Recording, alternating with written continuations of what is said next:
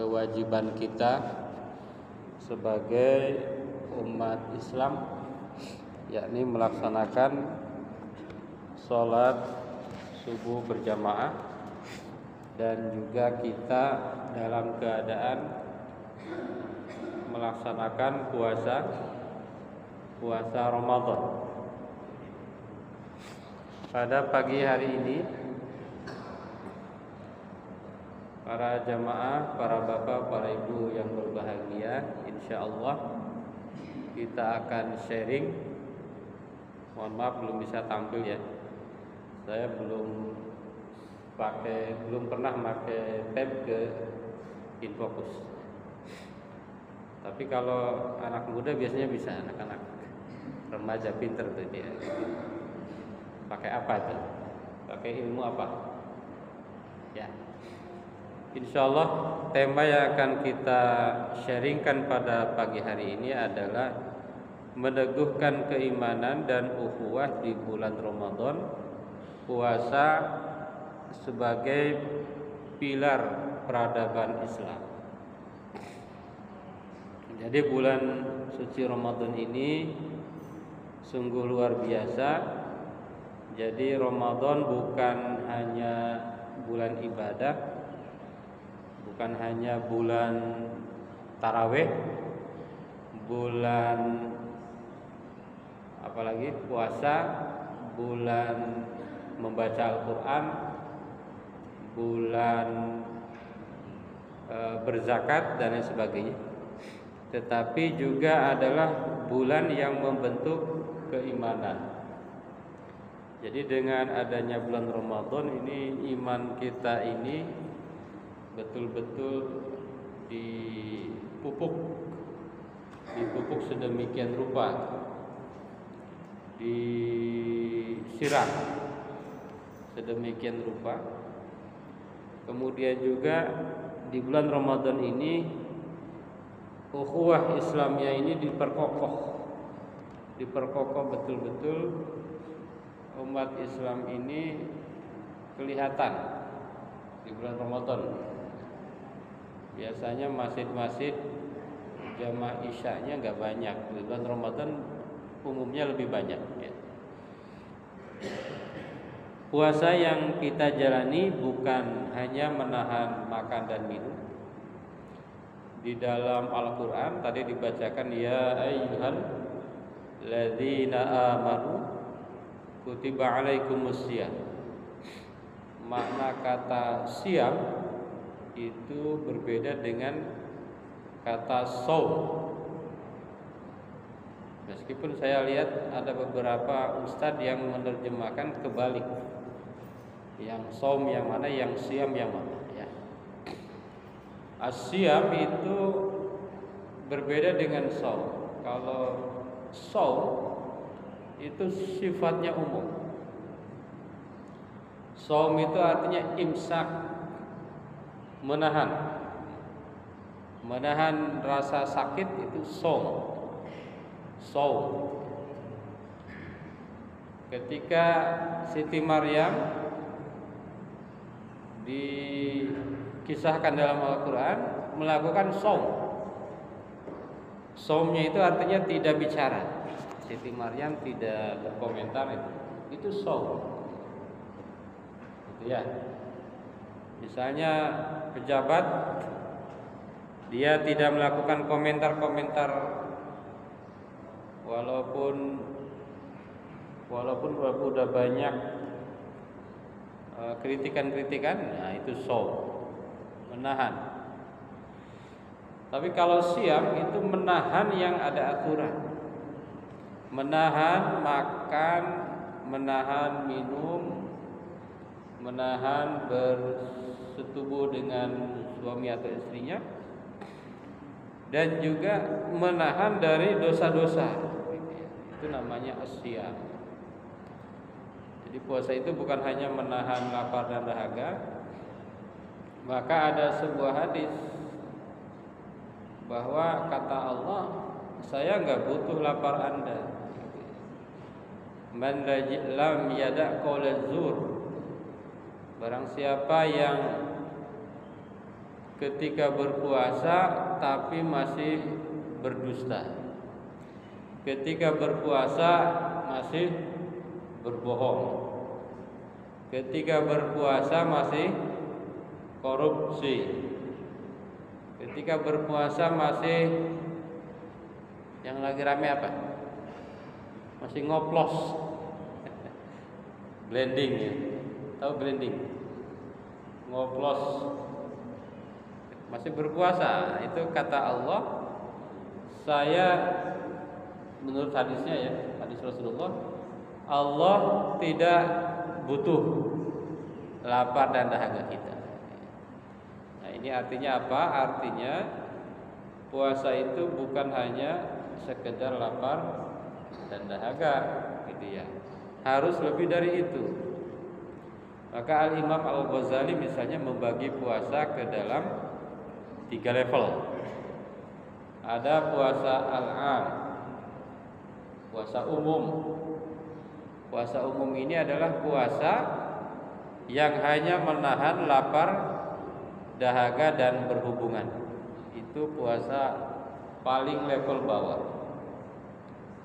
Kita udah dapat kalau puasa level bawah, insya Allah jamaah semuanya ya, para bapak, para ibu, adik-adik sudah dapat ya, pastilah ya.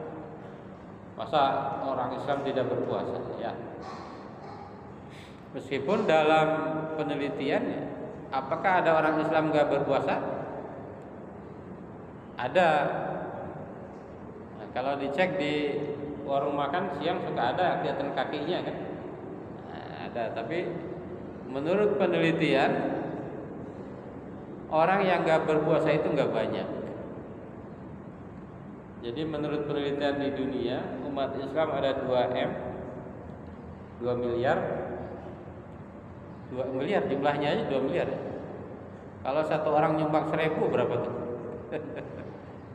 Satu orang nyumbang 1.000 rupiah. 2 miliar kali 1.000, 2 triliun ya. Nyumbang 1.000. Kalau satu orang nyumbang 100.000, berarti 200 triliun. Kalau satu orang nyumbang 1 juta, 2.000 triliun. Nah, nyumbang 5 juta aja lunas tuh utang ya. Gitu ya. Umat Islam yang 2 miliar itu, umat manusia yang 7 miliar itu, yang berpuasa itu 1,8 triliun miliar. Artinya dari 10 orang itu 1 yang tidak berpuasa. Alhamdulillah ya, itu ibadah puasa. Tapi itu berarti baru dihitung berdasarkan level puasa yang paling rendah, puasa am. Ada lagi puasa yang lebih tinggi, puasa khos. Apa itu puasa khos? Puasa khos adalah puasa yang menahan lapar, dahaga dan berhubungan, dan juga menahan dari dosa. Nah, itu udah khos. Kalau puasa masih korupsi, nah itu belum khos. Puasa masih meninggalkan sholat, nah itu belum khos. Puasa tetapi tidak zakat, itu belum khos.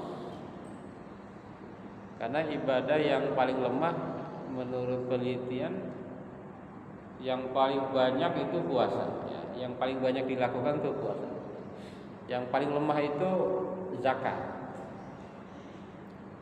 ya. Tapi cukup menggembirakan ya, di saya amati nih sepintas, di Muhammadiyah termasuk tinggi zakatnya ya. Tapi secara umum umat Islam itu yang paling rendah zakat. Misalnya Badan Amil Zakat Nasional sekitar 2020-an mensurvei, penelitian kalau umat Islam Indonesia berzakat setahun itu tidak kurang dari 327 triliun. 327 triliun. Bukan pajak ya. Ini zakat. Zakat yang hanya 2,5% ya umumnya ya. Dan itu pun hanya bagi yang nisab, belum infak, belum sedekah. Kalau dikumpulin 327 triliun. Tapi yang terkumpul ternyata katanya baru sekitar 30-an. 30 triliun yang tercatat. Tercatat itu artinya di Baznas itu artinya termasuk lazis. Lazismu termasuk ya. Itu dicatat baru sekitar 30 triliun. Satu waktu saya bertanya ke komisioner, salah satu komisioner di Baznas, saya bilang, apakah ada zakat yang tidak tercatat? Gitu ya, tidak tercatat. Umumnya mereka berzakat langsung kepada mustahik, tidak kepada lembaga, tidak melalui lembaga, dengan berbagai alasan, ya, macam-macam alasannya kan. Ingin tepat sasaran dan lain sebagainya. Misalnya, ada nggak itu penelitian? Kata beliau ada. Berapa? Katanya yang tidak tercatat menurut penelitian itu baru 60 triliunan. Jadi 30 tambah 60 90. Sementara potensinya 327. Berarti baru berapa persen? Baru sekitar 30%. Kalau sholat ini belum banyak penelitian. Harusnya kita banyak penelitian berapa jumlah orang yang sholat, berapa jumlah orang yang sholat subuh, berapa yang subuhnya di masjid, berapa yang subuh tapi tidak di masjid, itu berapa yang subuh tapi tidak zuhur dan lain sebagainya. Itu belum banyak dilakukan penelitian. Jadi kalau berpuasa tetapi masih melaksanakan dosa-dosa, kalau berpuasa tetapi kewajiban masih ditinggalkan, termasuk tadi zakat. Saya kebetulan alumni Doktor Ulama Baznas MUI. Nah, ini Bapak Ibu jamaah ya. Kebetulan ya. Waktu ngambil doktor, saya terpilih menjadi penerima beasiswa tahap pertama Baznas. Itu ya. Jadi sedikit tahu tuh tentang zakat, infak dan sedekah. Jadi tentang zakat ini memang terus harus didengungkan. Yang saya pahami, misalnya terutama di masjid-masjid, banyak yang memahami, mungkin jangan-jangan ini kurang dakwahnya ya, bahwa zakat itu adalah zakat fitri. Sehingga coba aja dicek di berbagai masjid, kalau zakat fitri misalnya satu masjid itu bisa 40 juta misalnya ya, baik dengan beras maupun dengan uang, ketika dihitung itu sekitar 40. Tapi ketika zakat mal umumnya kecil.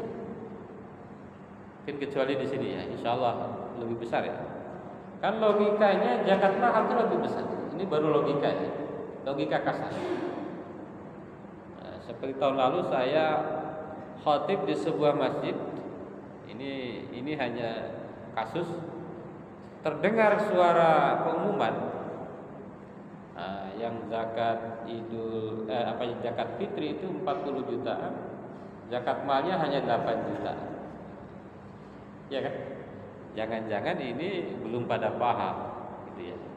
Orang harus berzakat jangan-jangan belum paham. Atau betulkah karena belum paham gitu ya? Khawatirnya sudah paham tetapi tidak mau, atau mungkin tidak dicatat di masjid, atau dia zakatnya tidak ke masjid. Gitu. Yang kadang-kadang lebih lucu lagi para jamaah, para ibu sekalian, mungkin bukan lucu ya, artinya perlu menjadi evaluasi. Kurban, itu kurban biasanya satu emas itu bisa sekian puluh sapi. Iya kan? 10 sapi, kambingnya lebih banyak lagi. Kan kurban hukumnya Pak? Sunnah. Ya. Zakat wajib. Kenapa lebih banyakkan yang sunnah? Nah, maka para ulama ada yang mengatakan gini. Kalau ada orang mementingkan yang wajib, nah, lupa yang sunnah, dia hanya yang wajib saja. Misalnya hanya zakat, tidak mau berkurban, atau lupa berkurban, tetapi tidak berkurban, lupa berkurban, lupa yang sunnah-sunnah, maka orang itu harus dikasih pelajaran, harus diingetin. Tapi sebaliknya, kalau orang mementingkan yang sunnah, ini kurban sunnah dilaksanakan misalnya, yang sunnah-sunnah banyak dilaksanakan, tapi yang wajib tidak dilaksanakan. Kalau nggak salah ini perkataan Ibnu Hajar, kata beliau, maka orang itu sudah tertipu. Ya, hati-hati, yang wajib enggak, yang sunnah dilaksanakan, ya, gitu ya. Apalagi yang wajib enggak, yang sunnah enggak, yang mubah dilaksanakan, apalagi yang makruh dilaksanakan. Ya. Ini hati-hati ya. Jadi kalau orang berpuasa sudah meninggalkan dosa-dosa, itu namanya puasanya dah khos, udah level menengah. Yang ketiga, yang level paling tinggi, kalau dia berpuasa sudah tidak mementingkan dunia lagi. Nah, itu bukan tidak punya dunia ya. Jadi dunia itu udah sementara dan fokusnya adalah Allah ya. Dunia itu adalah untuk kepentingan mengabdi kepada Allah. Nah, ini udah level tinggi. Jadi dosa itu udah lewat, ya udah lebih mementingkan kepentingan bagaimana dengan apa yang dimiliki itu hanya untuk mendekatkan diri kepada Allah, untuk beribadah, untuk beramal soleh. Nah, ini udah puasanya puasa level paling tinggi. Jadi puasa itu bukan hanya tadi bagaimana tidak makan dan minum, tapi juga bagaimana membangun peradaban. Membangun peradaban itu tadi udah lebih tinggi lagi, sudah tidak dosa, melaksanakan kewajiban yang lain, ditambah dia bagaimana tadi membangun peradaban. Dengan puasa dia bagaimana membangun peradaban, tulus, peduli, dan nilai-nilai persaudaraan. Ini udah puasa yang level tinggi. Para bapak, para ibu jamaah yang berbahagia, ada 4 poin yang bisa disampaikan terkait bahwa puasa itu adalah untuk meneguhkan keimanan dan ukhuwah. Yang pertama adalah puasa sebagai sarana meningkatkan ketakwaan. Jadi iman, ukhuwah. Puasa itu sebagai sarana meningkatkan ketakwaan. Dengan berpuasa kita akan meningkat, karena kalau seorang itu puasa maka takwanya meningkat, gitu ya. Semakin meningkat takwanya, puasanya makin mantap. Semakin puasanya makin mantap, takwanya makin meningkat, gitu ya. Jadi tadi kembali lagi bahwa puasa itu bukan hanya menahan lapar dan dahaga, tetapi bagaimana dengan puasa itu la'allakum tattaqun. Ini para ahli tafsir sering menjelaskan ya kata la'alla. La'alla itu artinya apa? Taroji. Taroji itu apa? Harapan yang kemungkinan tercapainya tinggi, taroji. Itu Pak Haji ya. Beda lawannya tamani. Tamani itu apa? Harapan yang kemungkinan tercapainya rendah. Misalnya gini, seorang mahasiswa dia berharap menjadi sarjana. Dia taroji apa tamani? Ini mahasiswa udah kuliah S1. Dia berharap menjadi sarjana. Itu namanya taroji. Iya kan? Tapi kalau dia tidak kuliah tapi berharap jadi sarjana. Gimana itu? Ya kecuali beli ijazah. Gitu ya. Kecuali beli ijazah itu kan nggak boleh. Sekarang mah beli ijazah nggak bisa ya, karena semua harus terdetek di PDDikti. Kalau zaman dulu mungkin bisa. Kalau sekarang kalau sekedar ngeprint bisa. Ini saya punya ijazah ngeprint dia diedit gitu. Tapi kalau data di PDDiktinya nggak ada ya nggak sah, ilegal. Jadi la'ala itu adalah taroji, satu harapan yang kemungkinan tercapainya tinggi. Jadi seorang yang berpuasa ini kita nih, soimin, soiman, itu peluang takwanya tinggi, gitu. Peluang takwanya tinggi. Tapi kalau orang nggak berpuasa, nggak bisa dia laku takut, mimpi. Kalau kata Om Jin itu yang di iklan, kamu minta apa? Saya ingin takwa. Kamu puasa enggak? Enggak. Kalau kata Om Jin apa? Mimpi. Gitu. Lah, jadi bukan la'ala tapi laita. Nah, orang yang berpuasa ini la'allakum tattaqun. Dia ada harapan yang tinggi menjadi seorang yang bertakwa. Itu. Jadi kalau kita berpuasa insya Allah ya, itu peluang takwanya tinggi. Kalau seorang yang bertakwa itu pasti beriman. Ya. Itu. Karena ciri takwa itu diantara yang pertamanya iman. Gak mungkin dia bertakwa kalau tidak beriman. Jadi puasa itu menciptakan takwa, otomatis menciptakan iman. Itu.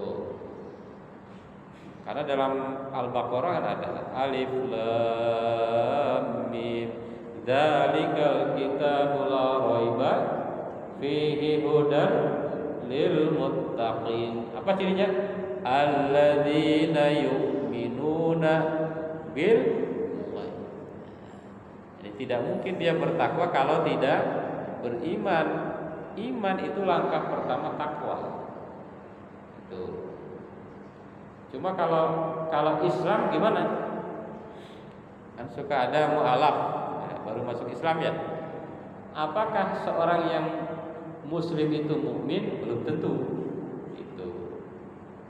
Makanya dalam Quran qalatil aqrab amanna qul lam tu'minu walakin qulu aslamna walamma yadkhulul imanu fi qulubihim. Kalau seorang sudah Islam belum tentu beriman. Maka orang yang baru masuk Islam itu perlu dibimbing kan? Jangan salah pembimbing. Itu ya. Harus dibimbing agar imannya dapat. Islam langkah awal, baru imannya dapat. Makanya innal muslimin wal muslimat wal mu'minin wal mu'minat. Muslim dulu baru iman. Sama dengan kita. Umumnya Islamnya kita itu kan karena keturunan. Betul enggak? Ya, Islam.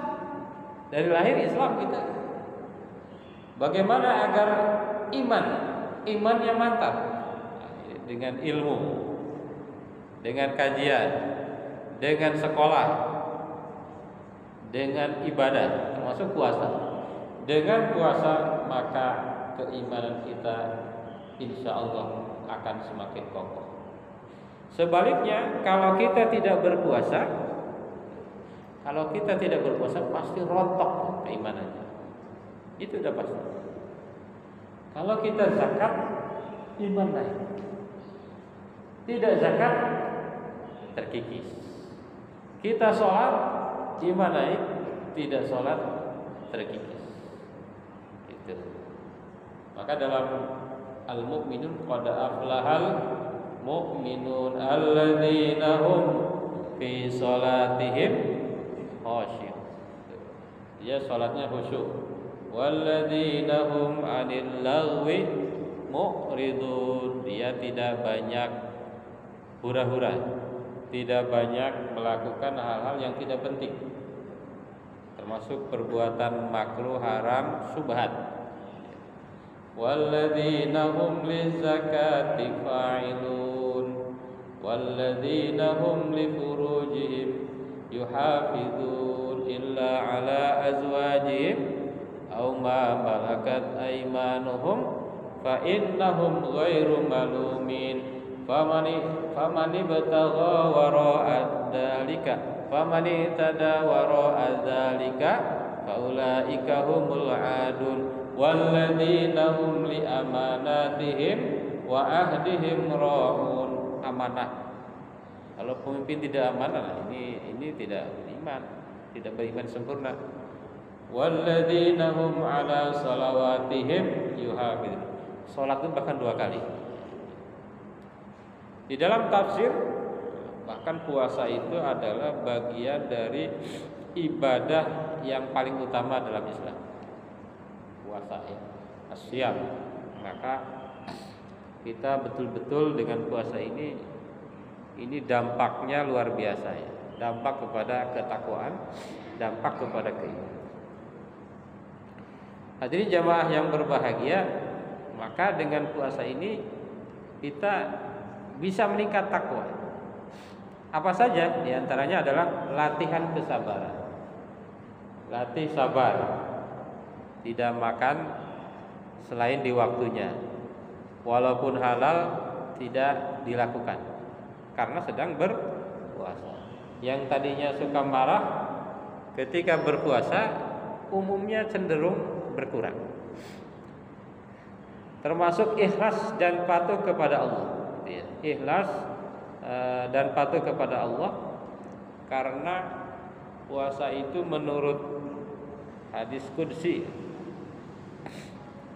kullu amal ibni adam lahu illa siyam fa innahu li wa ana ajzibi. Itu kita sadar betul puasa itu memang terlalu banyak levelnya. Tadi Imam Ghazali bilang 3 level. Jangan-jangan ratusan level. Ini Pak Haji dengan saya bisa beda tuh Pak Haji level puasanya. Jadi kalau gacoan itu apa, mie itu tertinggi berapa? Nah ini puasa juga macam-macam. Yang puasa kuliah subuh itu beda sama yang nggak kuliah subuh. Beda. Yang puasa tadarus beda dengan tidak tadarus. Level-levelnya. Hadirin jamaah yang berbahagia, para ibu, para bapak yang berbahagia. Yang kedua adalah puasa menumbuhkan rasa empati dan kepedulian sosial. Laisal mu'min alladzi yashba wa jaruhu ja'i'.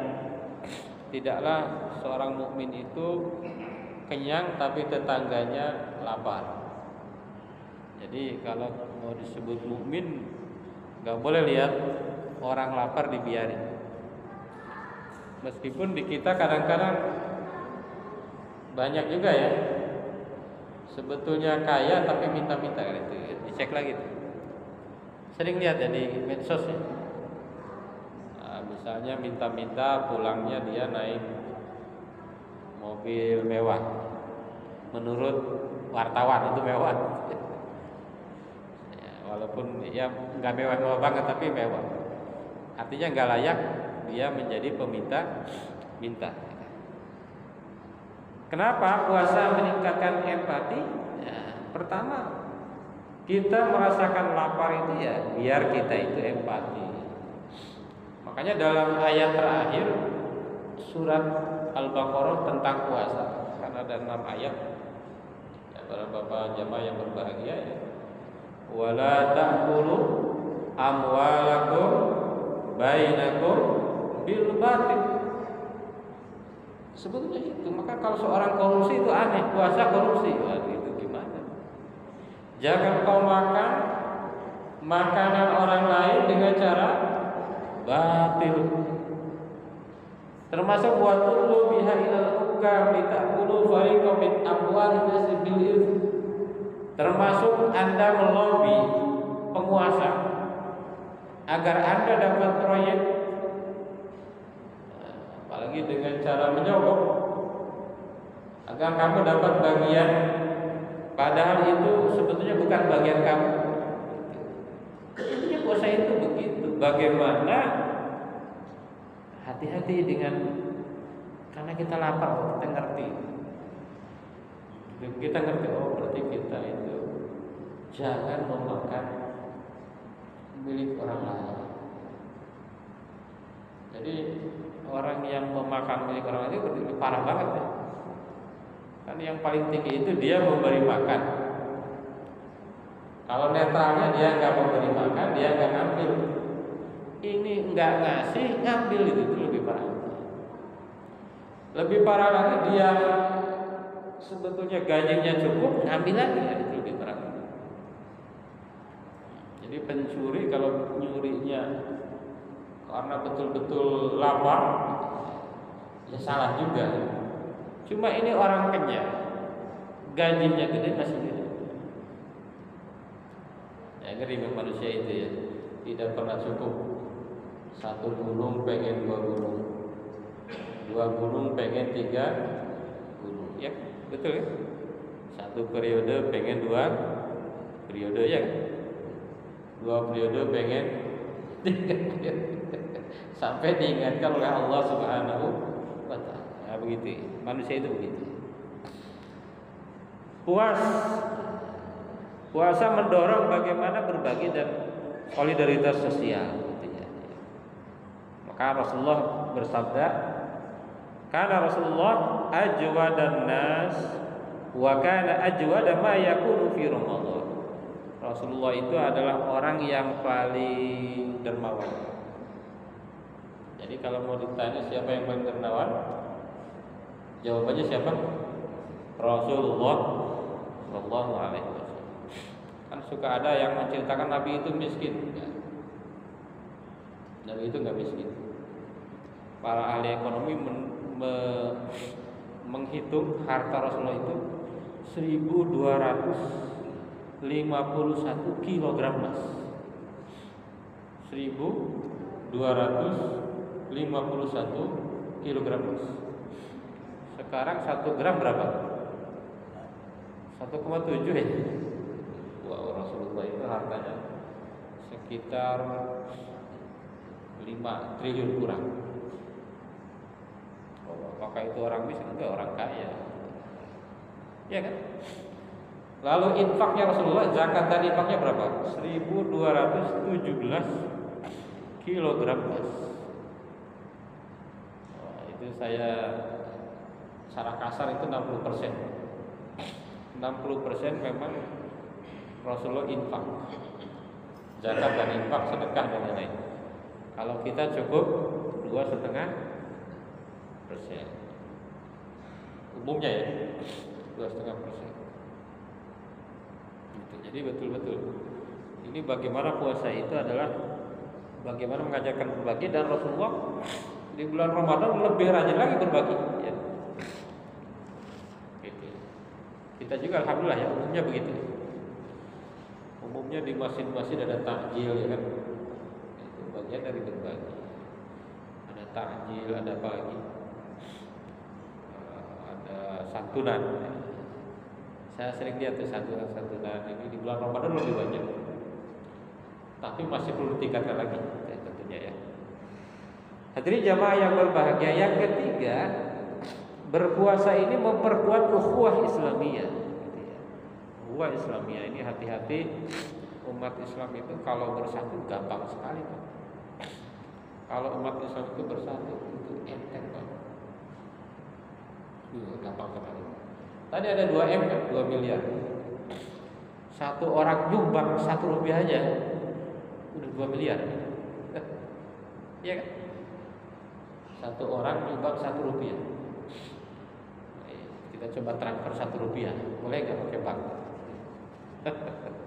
Gak usah gede-gede. Di Indonesia satu orang nyumbang Rp1, itu bisa 200 juta ya. 200 juta. Oke, nyumbang Rp100. Nyumbang Rp100. Kalau kita di minimarket, sisa 100 itu enggak dikembalikan ya? Boleh enggak disumbangkan? Rp100. 100 kali 200 berapa tuh? 4 berapa? 4 triliun. 100 kali 40 miliar. 40 miliar ya. Nyumbang satu orang 100. Di Indonesia nih umat Islam 40 miliar. Maka zakat fitri misalnya 50.000 ada berapa? Luar biasa. Kalau bersatu itu luar biasa.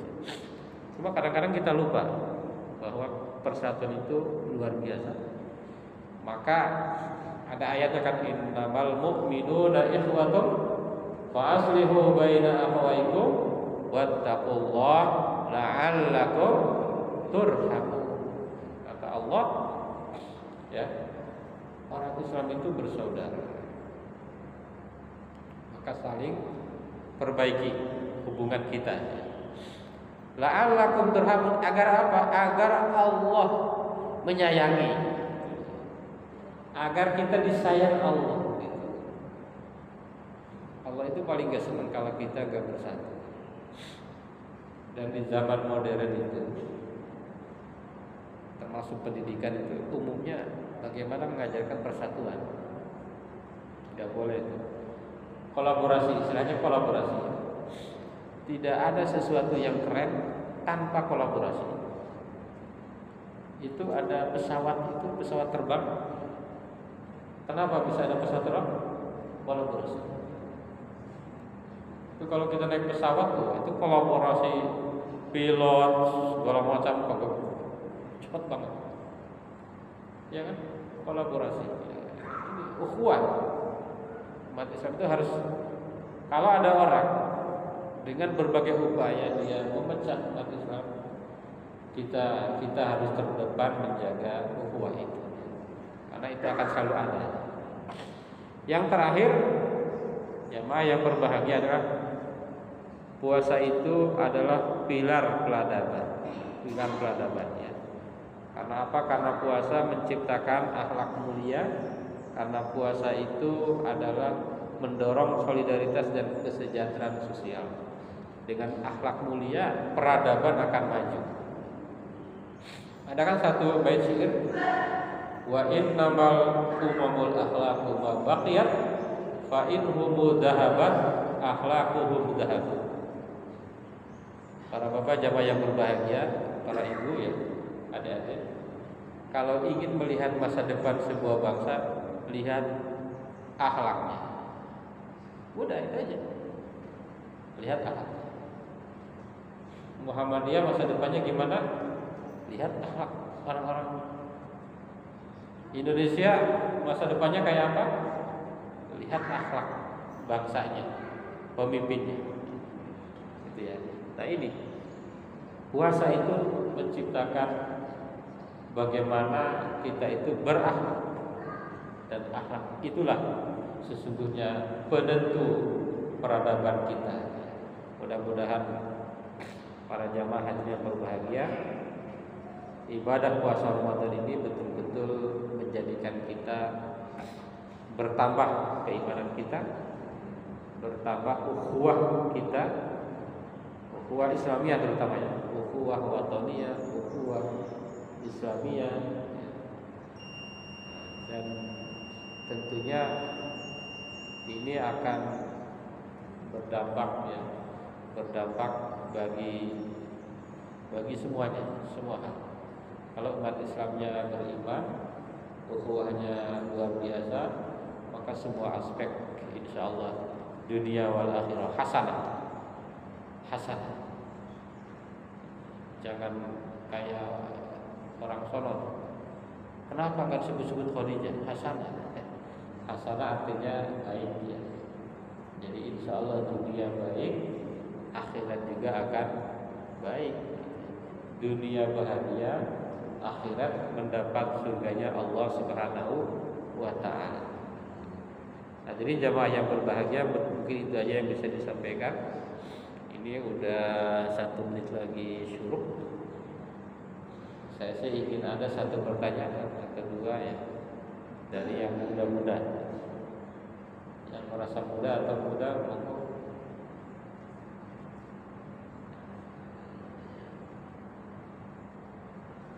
Sambil mengat, baik tadi berdua itu.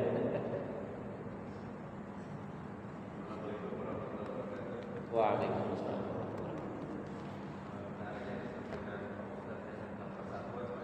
Baik tadi. Ya.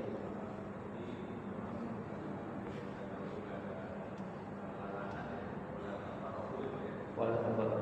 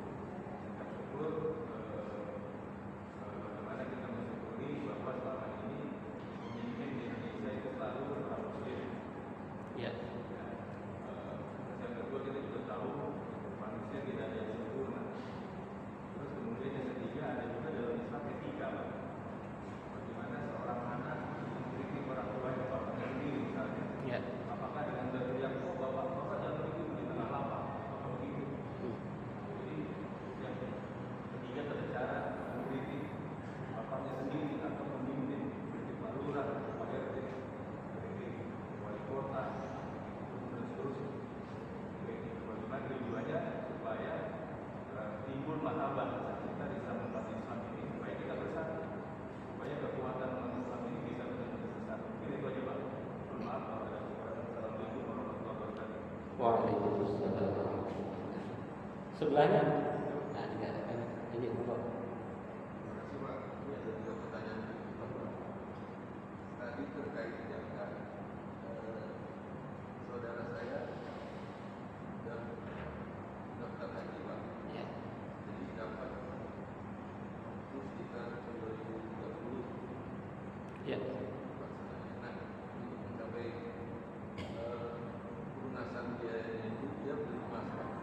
Beli emas. Nah, beli emas berarti kan lebih dari nisabnya Pak. Ya. Apakah dia harus mengeluarkan zakat malam untuk biaya haji yang keluar dari emasnya? Ini pertama. Terus kedua, untuk mustahik menerima zakat mal ini, apakah boleh saudaranya baik orang mampu? Ya. Terus yang ketiga, pertanyaan saya Pak, lebih utama mana kita berzikir atau sholat sunat rawatib? Terima kasih Pak. Baik. Boleh saudara zikir atau sholat rawatib.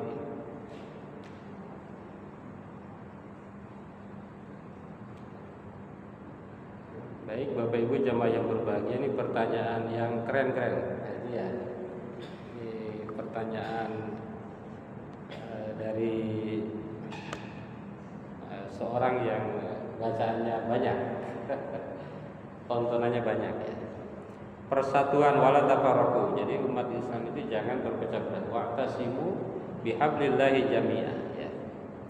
Tapi bagaimana mempraktekannya termasuk ukhuwah Islamiyah, karena umat Islam itu sukunya berbeda, partainya berbeda, perlu implementasi supaya bersatu, dikaitkan dengan syukur. Pemimpin kita itu umumnya muslim. Kita tidak ada yang sempurna. Ya betul, karena Di dunia ini tidak ada yang sempurna. Yang sempurna hanya rokok katanya. Itu aja ya.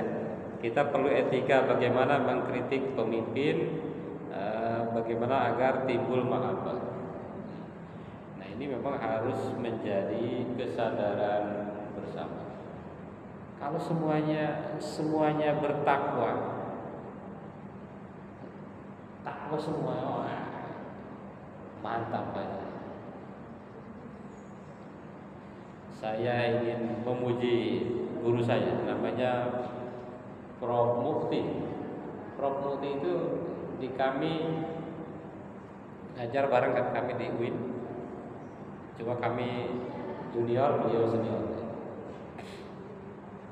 Yang saya ingat begini, beberapa tahun lalu saya akan diminta satu masjid untuk mengirimkan khotib-khotib. Dengan kesibukan beliau sebagai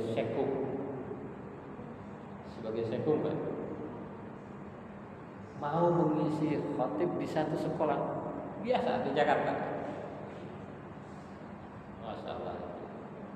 Coba kalau pemimpinnya begitu semua. Ini ikhlas saya melihat beliau. Gak ada masalah Pak. Kalau pemimpin itu bagus, gak ada masalah. Sebetulnya bukan hanya pemimpin, kalau rakyatnya juga berakhlak, gak ada masalah. Kalau umat Islamnya berakhlak, gak ada masalah. Yang masalah itu memang ketika Muslim tetapi tidak menerapkan keislamannya. Makanya dulu siapa? Hamka atau siapa? Prof. Hamka ya, menyampaikan di Indonesia itu banyak Muslimnya, tapi Islamnya sedikit. Toiletnya tidak bersih, caci maki terus, caci maki tuh kajian. Caci makinya itu ngeri Pak, kalau lihat di Twitter itu kan umumnya bicaranya politik, umumnya ya banyak bicara politik.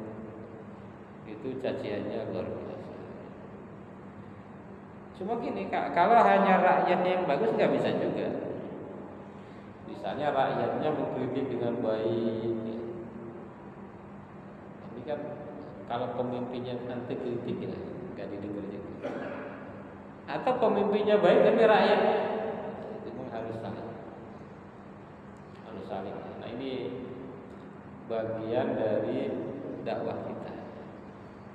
Apapun kondisinya kita harus menjadi orang baik. Kira-kira begitu Pak. Insyaallah. Insyaallah itu akan menjadi catatan kita. Dan memang kalau dihitung mungkin masih banyak yang belum baiknya dibanding orang baik. Wa'tasimu, ukurnya tadi bihablillah. Jadi persatuan itu jangan diukur dari kepentingan lain, bihablillahnya itu. Kadang-kadang di kita itu persatuan karena faktor kepentingan itu yang repot tuh. Kalau sama-sama satu kelompok partai misalnya dukung walaupun salah, itu dia. Kalau anak-anak sendiri walaupun salah benarkan, itu enggak benar. Nabi Muhammad pernah bicara apa? Walau kanat Fatimah binti Muhammad saraqat laqata'tu yadaha. Nah, itu. Seandainya Fatimah yang mencuri, saya sudah potong tangan. Nah, itu kalau begitu semua pemimpin dan rakyatnya keren sekali. Itu Pak Ji ya. Terima kasih ini pencerahan pagi ini dari Pak Ji ya. Yang kedua ini menarik, pertanyaan tentang zakat. Ini daftar haji. Sekarang itu haji udah 33 tahun Pak Ji. Kalau daftar sekarang berangkatnya 33 tahun. Maka banyak yang nawarin. Kan nanti naik haji itu naik terus harganya. Banyak yang nawarin semacam asuransi. Ya kalau itu tadi emas. Nah ini menarik nih, emas. Kalau selama itu nisab, ya wajib beliau menzakati. Dan memang yang paling cerdas itu katanya emas. Ada seorang ahli ya, saya baca podcastnya, nonton ya. Katanya 10 tahun ini kalau bisa investasi itu emas. Jangan di emas, hanya catatan kan banyak tuh, ada apa itu uang-uang yang apa ya itu yang investasi kalau bisa emas, tapi emasnya emas beneran gitu, bukan emas tapi disimpan di mana itu. Emas itu bagus dan harus dizakati. Insya Allah berkah itu. Insya Allah nanti kalau dizakati sudah nisab 85 gram sudah nisab. Nah, nanti nambah-nambah. Wah, kalau tahu tahun lalu itu awal tahun masih 1 jutaan ya Mas ya. Sekarang udah 1,7-an ya kurang lebih. Emas itu aman. Terbukti aman, dia berlaku di seluruh dunia. Terbukti aman, dia berlaku dari zaman Nabi dan sebelumnya. Coba kalau uang lembaran, saya baca di mana itu, katanya tahun 46 duit 1000 itu bisa dapat 400-an gram. 1000 rupiah. Wah, 400-an gram. Karena 1 gram itu 2 rupiah. 2 rupiah lebih mungkin ya. Ya nyebutnya 400-an gram. Jadi emas itu aman dan dia liquid itu gampang dicairkan. Jadi apa dia? Ini keren ini kalau dia datar, kemudian untuk melunasinya dia pakai emas. Apakah wajib zakat? Zakat kalau mencapai nisab. Kalau belum nisab gimana Pak? Boleh nggak zakat? Nah ini yang belum sering dipahami nih. Kalau belum nisab mau zakat boleh nggak? Boleh. Saya pernah diskusi, ada beda pendapat, tapi ada yang membolehkan, ada yang tidak. Boleh lah, kok enggak? Kan nisab itu adalah indikator wajib ya.